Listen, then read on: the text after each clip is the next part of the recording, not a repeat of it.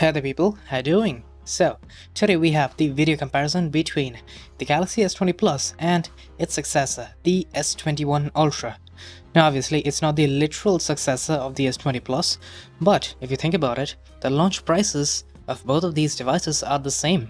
So, it's kind of a successor, in some manner of speaking of course. But what I'm here to see is that how much more video quality can we really get for the same amount of money in 2021 versus 2020, because this is going to be an interesting comparison. So let's get started with our first clip. So we have 4K 30 video samples for the S21 Ultra and the S20 Plus. Now obviously there are going to be certain differences. I'm hoping there are, because I feel like the S21 Ultra has some improvements, at least like looking at the viewfinder right now. There appears to be better dynamic range. Of course, these are kind of harsh conditions in terms of just, the dynamic range, because we have a studio light right here. And well, we'll see how it performs. I'll talk about it soon enough. The audio quality, the details, noise, everything obviously. 4K 60 is also coming right up. Now we have 4K 60 from the front cameras obviously for both of these, the S20 Plus and the S21 Ultra. Now the main takeaway for me with regards to 4K 60 has always been like, you either lose out on some dynamic range or you might just lose out on some stabilization. So I'm obviously going to talk about what it is exactly we're going to lose out on when you use 4K 60 on both of these. But of course, at the end of the day, I'm not a huge fan of 4K 60 for these reasons. Like, I don't like to sacrifice video quality as a whole just to get a smoother frame rate, especially on the front camera. I honestly am not a fan of 4K 60, but of course we have the option, so why not test it out? So I think it is pretty clear to all of us that the S21 Ultra's dynamic range in 4K 30 and 4K 60 as well, as a matter of fact, is indeed better compared to the S20 Plus, because in numerous instances, many of the highlights on my face were quite a bit more blown out, and the backlight as well was blown out for almost the entire clips. So I can easily say that the S20 Plus does not have as good dynamic range compared to the S21 Ultra. So yeah, a fairly substantial upgrade there. And another thing I do appreciate on the S21 Ultra is the high contrast. It does make the darker parts of the region not look completely flat like on the S20 Plus. Now the S20 Plus, considering the circumstances, is not that bad, but definitely the S21 Ultra with its deeper blacks in many cases and the ever so slightly more crushed shadows does look better in my opinion. As for audio quality, I would say both are basically the same. I don't think there is any major difference between the two. Both of them are fairly good in terms of audio quality as such. Now moving on to the rear camera 4K 30, and well, there isn't really much of a technical difference here. The only real difference I can see at least is the difference in the color processing, because the S20 Plus is definitely a lot more vibrant in many cases, and basically the S21 Ultra tries to go for a more natural tone. Now obviously that will depend on personal preference, which one you may or may not like, but I personally actually prefer the S20 Plus, at least in this case. It might not be the same for other instances or scenarios, but I can quite easily say the S20 Plus's extra vibrance really makes almost everything in this scene pop quite a bit more. As for dynamic range, well, I would say it's slightly better on the S21 Ultra in terms of the highlight control, but once again, not a major difference, not at all. Now, testing out the versatility of these cameras, this is the ultra-wide camera, and once again, the highlight control is just a tad bit better on the S21 Ultra. You can see the blown out area of the sun is a little bit more controlled. Now, moving on to 3x zoom here, we have optical zoom on the S21 Ultra versus kind of cropping into the sensor kind of zoom on the S20 Plus. Now both look fantastic over here, but I do believe that the over-sharpening is a little bit more visible on the S20 Plus versus the S21 Ultra. As for 10x zoom, well, it's not even a competition. The S21 Ultra with optical zoom is clearly the winner here. Now moving on to 4K 60.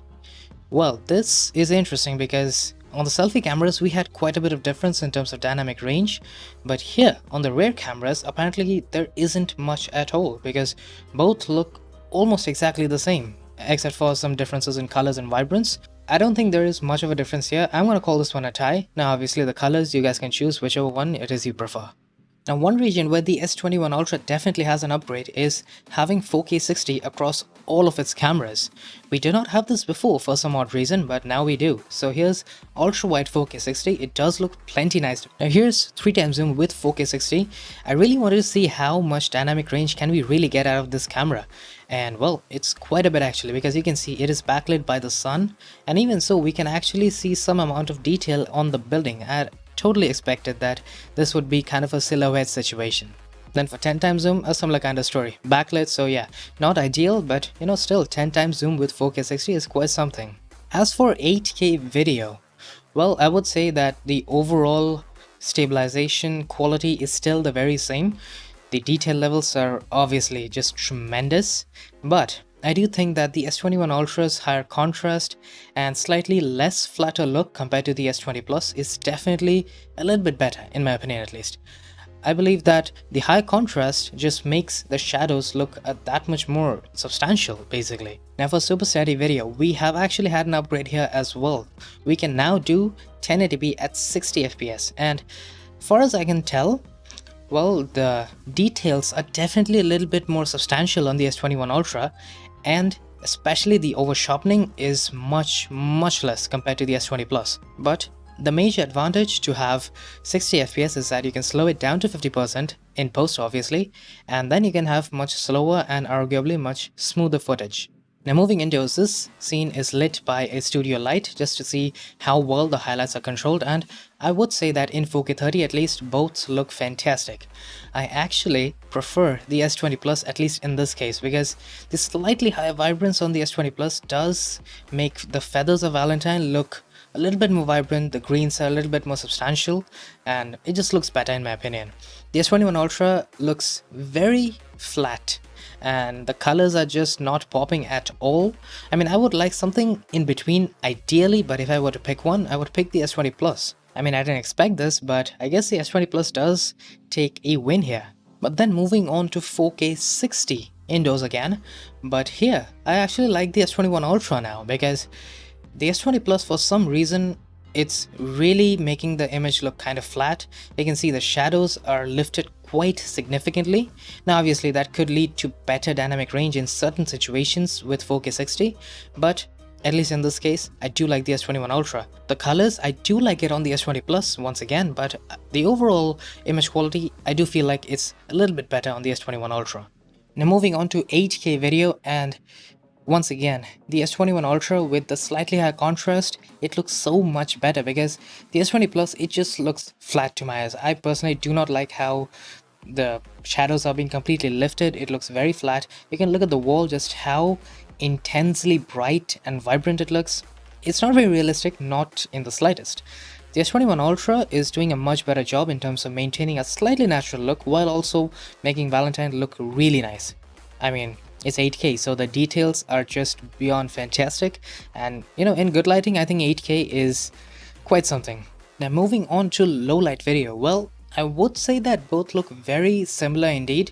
I mean, at times it feels like the S20 Plus is actually giving us more details, but as a matter of fact, I do like the colors on the S21 Ultra, especially the white balance. It looks a lot more accurate, and I think, if I'm not wrong, there is just a little bit more brightness. But a major win for the S20 Plus in this regard at least is that the focusing speed with the dual pixel autofocus on the S20 Plus is actually faster and more accurate compared to the S21 Ultra, at least in low light. I mean, the laser autofocus system is great on the S21 Ultra. It's amazing when you pair it up with the 108 megapixel sensor, but dual pixel autofocus seems to still do a ever so slightly better job in low light.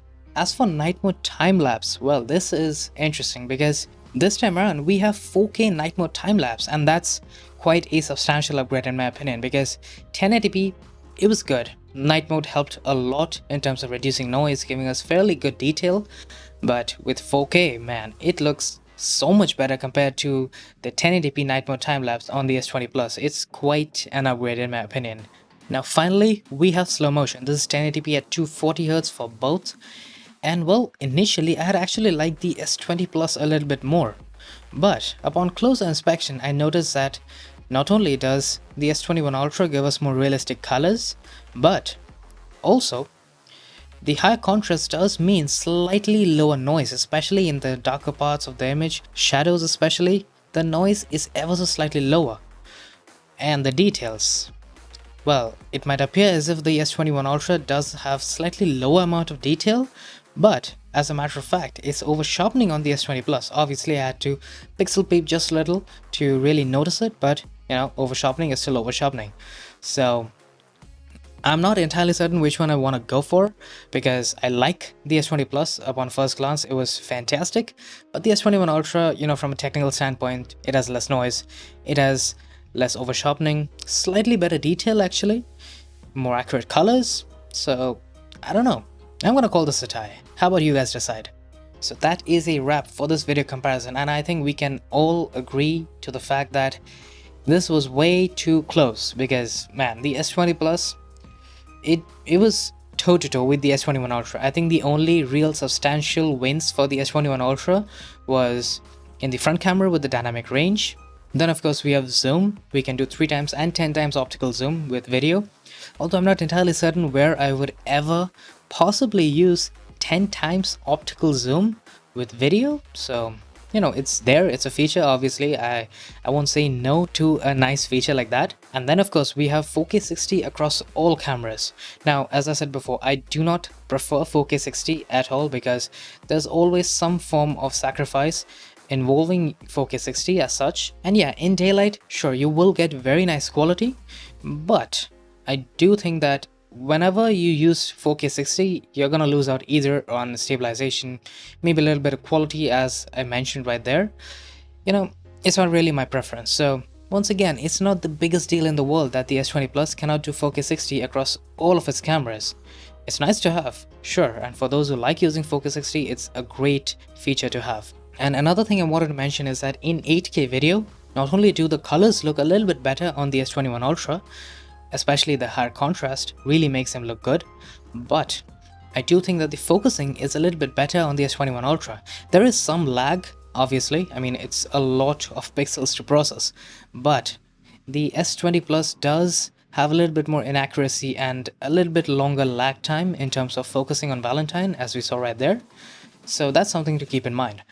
Now, overall though, is the S21 Ultra really better in terms of a generational upgrade?